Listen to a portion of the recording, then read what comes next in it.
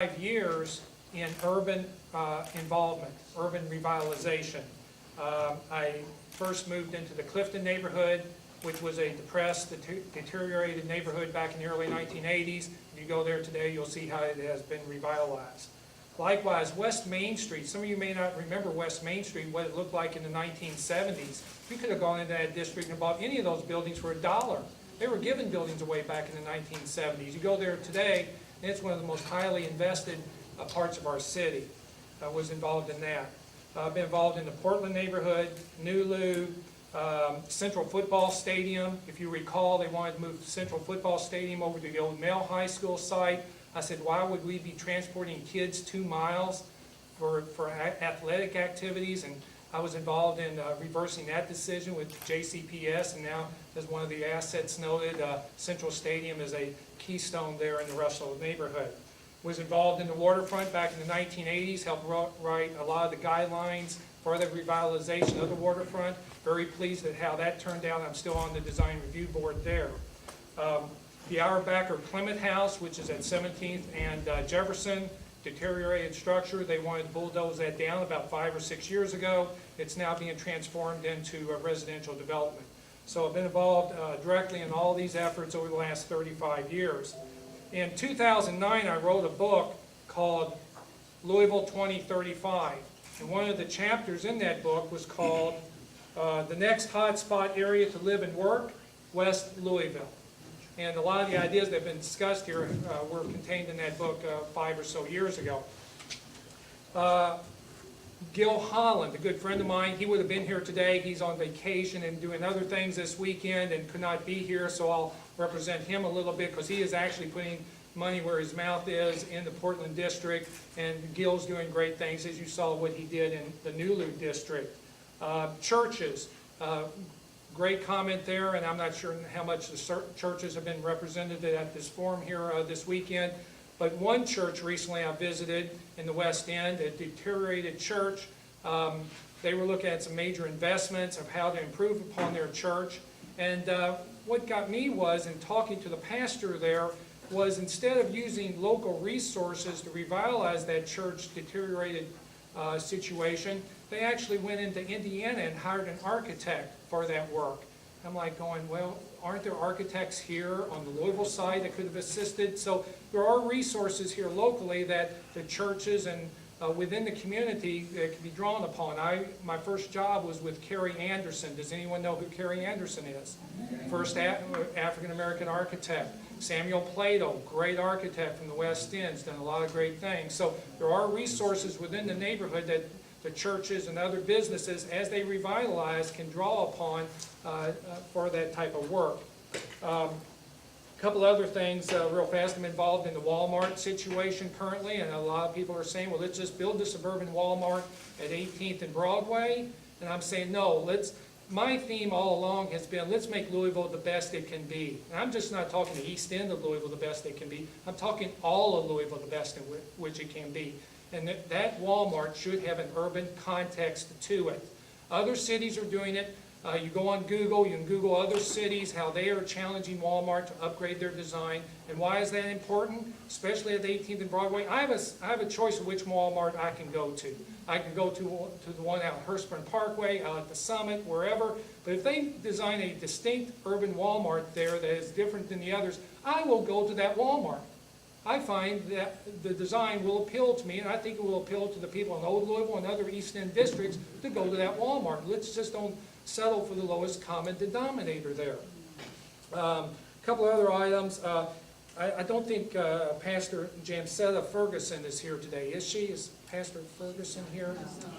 But anyway, she's with St. Peter's and United Church of Christ, and she should be up here on this panel. You ought to hear what she's doing with her church there in the Beecher neighborhood, terrace neighborhood there, with all the talking about the urban youth issues there that she's dealing with.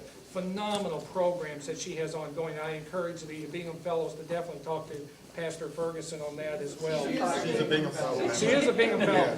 She's doing it. Yeah. She is doing it. She is just a great leader and very impressed by her activities. So there are a lot of things going on, and the trends now, as I noted in my book 5 years ago, the trends are really going towards West Louisville right now. You got the Back to the City movement, you got the sustainability movement, you got the affordability movement.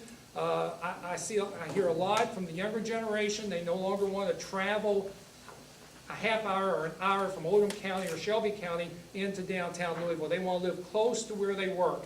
And West Louisville has those opportunities. But some of the challenges that you have there are the gentrification, and I'm not sure if we've talked much about gentrification here at this forum, but that's a challenge. And to solve that is, again, to get the local resources that you have in these communities to help that revitalization. Do not bring in plumbers from the East End. Use the plumbers that are in the West End. Use the roofers that are in the West End. All these facilities that Gil Holland's going to be revitalizing, and hopefully Steve Poe and some of the others, they will need to utilize all the workforce folks to improve their properties, and those resources are there in the neighborhoods, and let's utilize them to do that. That's what was done in Clifton, that was done in West Main Street, all these other urban neighborhoods that have been revitalized over the last 35 years. So without further ado, I hope I get you back on schedule with that. That was good. Okay, I'm going to ask you guys to... One last thing, I meant to mention it, sorry. And does money solve the problem? Well, here's a good argument. Dan Crutcher is here. This was in Chicago Magazine last year. A billionaire went back to his South Chicago neighborhood, very deteriorated, some of the areas that you might have in West Louisville. He put in $86 million into that neighborhood. And how much did he improve it? Hardly any. These are all physical assets. He since has realized he needed to focus on the grassroots and the social aspects of those neighborhoods, and that's where he's devoting his money now. So yes, you can build all these great, and I'm an architect, I like building great things, but you also got to work on the people as well and work on the grassroots. So. Thank you, Steve. I want to make sure to get everybody on camera, so let's shift. So Steve, shift down. No, okay. So Holly, you got to get her in. All right. Okay, Kevin's going to also, so we're going to shift you down. All right. Okay, so we're going to let Holly do her, and I promise there's a person in the back that had a question, so Kevin, before we get to you, Sure. And that'll be toward the end of the panel, and hopefully you guys will talk after this is all over. Did you get everybody's names? Okay, so Holly, we're going to let you go. I'm going to fit in one young gentleman in the back. Okay, we're going to get your question, and then we're going to end with our last panelist, Kevin Fields. Take it, Holly. Okay, I'm Holly Spain, as she said, Chief of Staff at the Cabinet for Economic Development. So I want to first introduce myself as a Louisville native. Although I'm here representing the state today, I want you to know that my boss, Secretary Larry Hayes, is very loyal to Louisville and a Louisville resident, and I've grown up here in Louisville. And I want to first congratulate you on a lot of the things I'm hearing about today. It's exciting stuff, and it's good to hear and see the changes that have occurred and that continue to occur. I heard, I'm going to kind of cheat a little bit. I hope that I won't get in trouble with my moderator because she's tough. But I heard a lot of questions in the panel prior to this that I wanted to address a little bit, if you all would let me do that just for a minute. One of the things, both in this panel and the prior panel, we hear a lot of concerns about workforce development.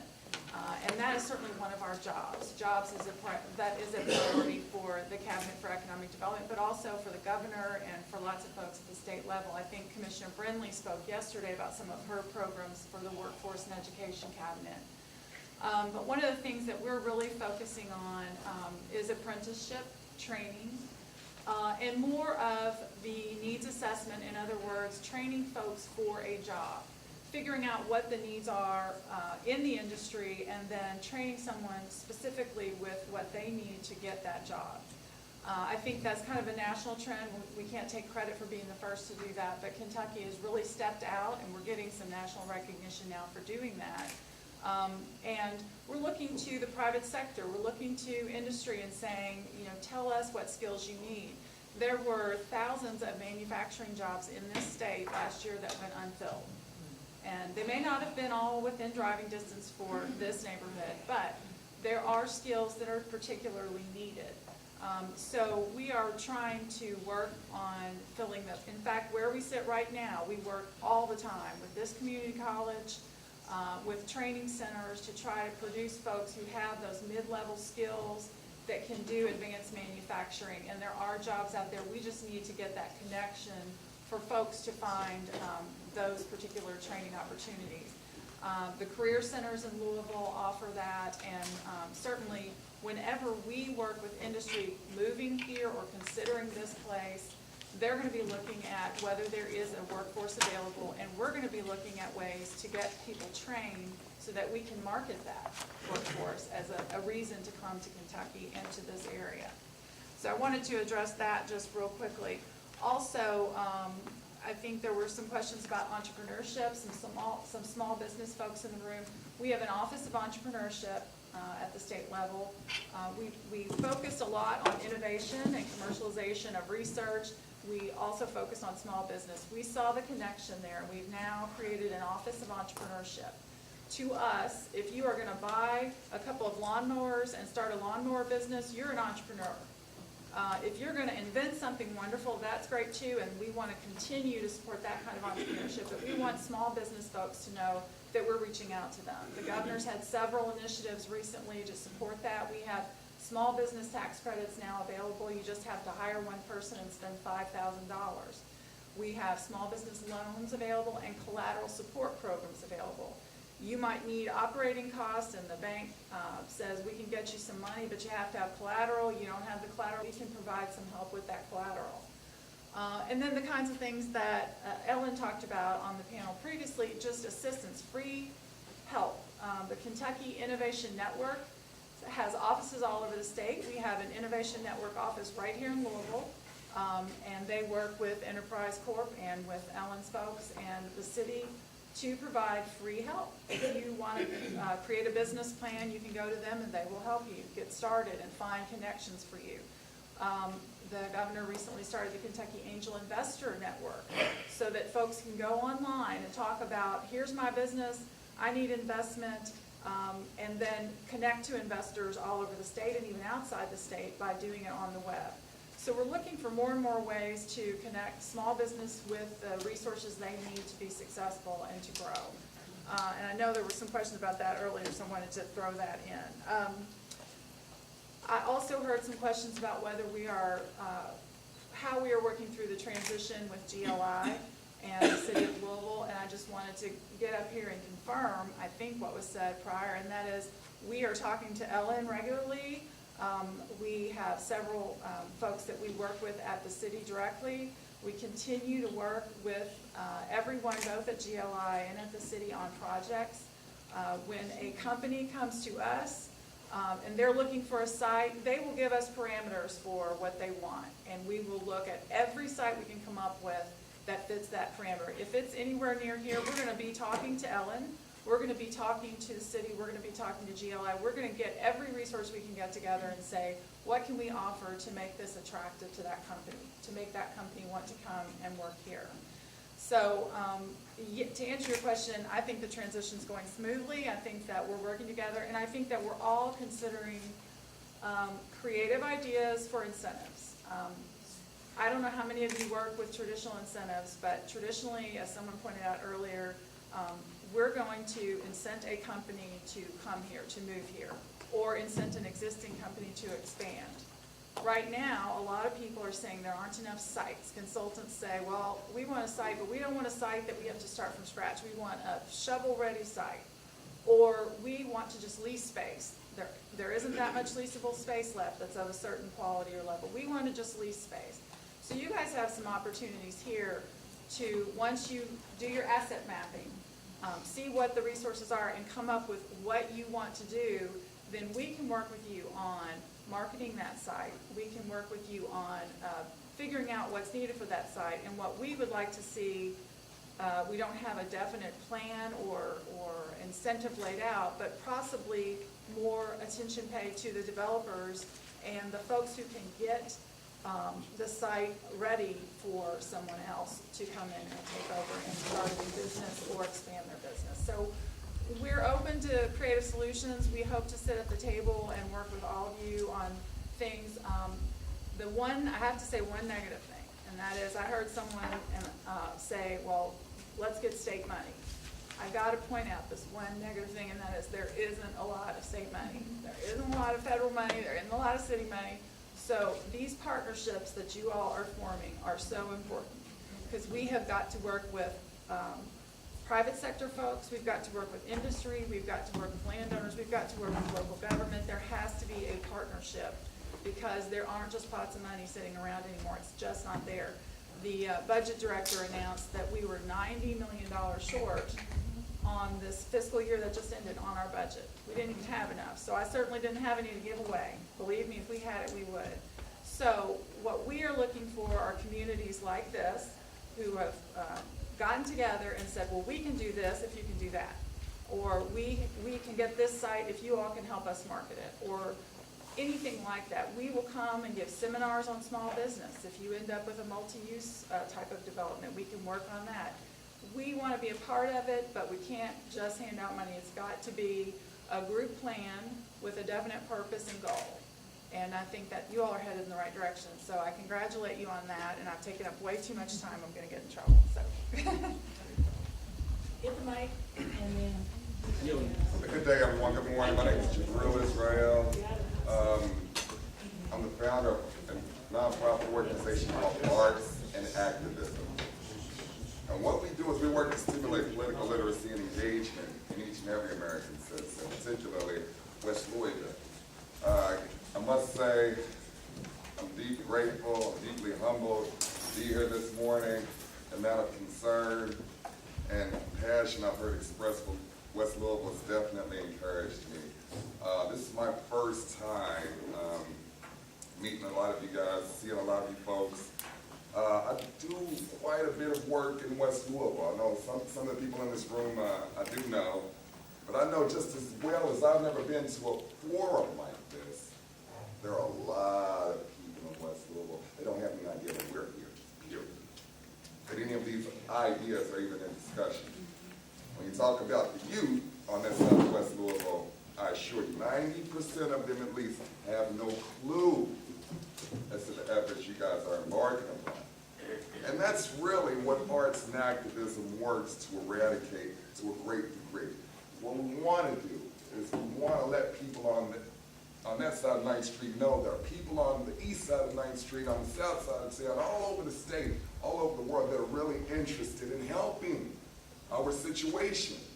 The predominant stigma is that nobody cares.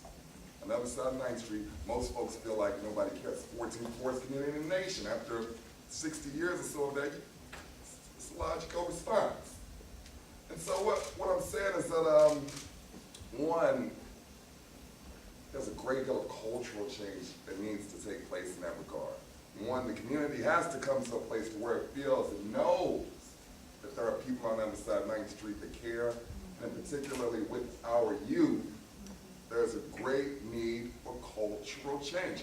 I love all of the ideas discussed. I can't tell you how motivated and invigorated you all have done to me, how much you've inspired me, just the beauty of the vision and this brochure and this document. When I walked into LCC for the first time and I saw this vision of old Louisville, old Walnut Street back in the 60s. I used to live in New York for 10 years, and I could have swore that was 125th Street when I walked into LCC.